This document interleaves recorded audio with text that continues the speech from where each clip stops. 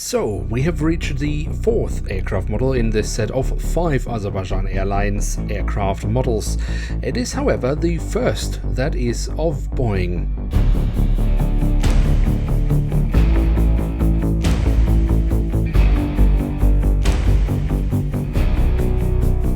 With that, hello and welcome to a new episode of Review, where we today will take a closer look at a Boeing 757-200 of Azerbaijan Airlines that is part of this set of 5 aircraft models from the airline, all made by Hogan. At the front of the box we have an image of the aircraft model inside. Underneath that we find the Azerbaijan or Azal branding. If we open the box at the front, we actually also get these cutouts, so we can get a glimpse of the aircraft models inside. On the backside of the box we then find this rather interesting listing with various key moments of Azerbaijani aviation history, something I can appreciate, except for the, let's call it, creative spelling.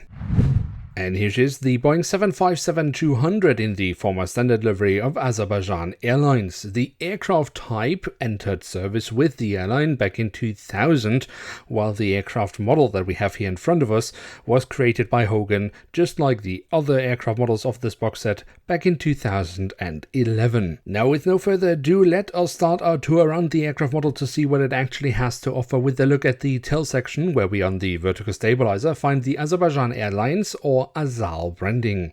On the fuselage we then have 3 letters indicating the origin of the airline, and we have the aircraft type specification, but unfortunately no registration code, something that is missing on this aircraft model, just like all the other models of this set. Towards the very tail of the aircraft we do, however, have a bit of detailing around the APU exhaust. Then at the front of the aircraft and across the fuselage, following the blue cheat line, we find the writing of Azerbaijan, and next to that we have the Azerbaijani flag.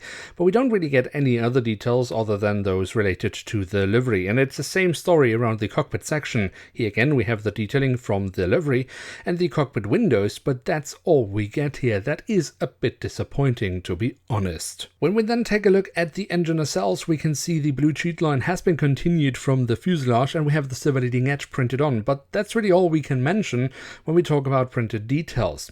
The physical detailing itself is also a little bit of a mixed bag. When we look here from the backside, that definitely looks much nicer in more recent releases, but when we look into the engines from the front, that does look rather nice with the engine fan blades. Moving on from the engines, we should definitely also take a closer look at the wings, starting over the top side, where we can see the different flap slats and spoilers have been carved out rather nicely, and we do also have some different shades of grey for additional detailing. Also, the underside of the wings might perhaps be a bit basic, but the physical detailing itself is actually pretty decent. Then we can also move on to the landing gear. That is the standard landing gear that Hogan or Harper Wings used at the time, and that's good news because it actually looks much nicer than the landing gear we get today. And then last but not least, we do also have the doors to the cargo compartments printed on here at the back of the aircraft and here at the front of the aircraft. So there we have it, the Boeing 757-200 of Azerbaijan Airlines in their former standard livery of Hogan in scale 1 to 500. And what can we say about this aircraft model? In a sense, it's very much an aircraft model of its time. Now, what do I mean with that? Well, there are some things that it does well, actually so well that it very easily can compete with models we get today, and in some cases, of course, we have kind of moved on and improved upon models.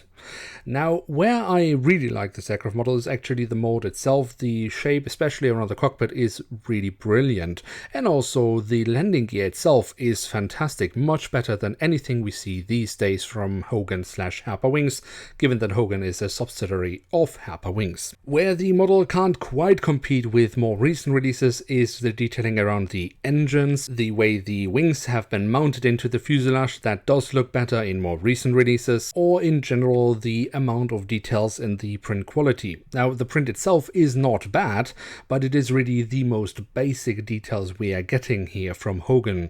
Even for a model of 2011, it is rather basic. Still, for the reasons that I mentioned why I like this aircraft model, and also because I actually think that the livery quite suits the 757, I would say that it is worth having in one's collection. But perhaps don't empty your bank account for it. Now, with that, we have reached the end of today's episode. If you have enjoyed this video, then don't forget to leave a like, that would be very much appreciated. And of course, if you are new around here, why not hit subscribe? That would be absolutely awesome. With that, I'd like to say thank you very much for watching. Hope to see you soon again. I'm checking out, and bye.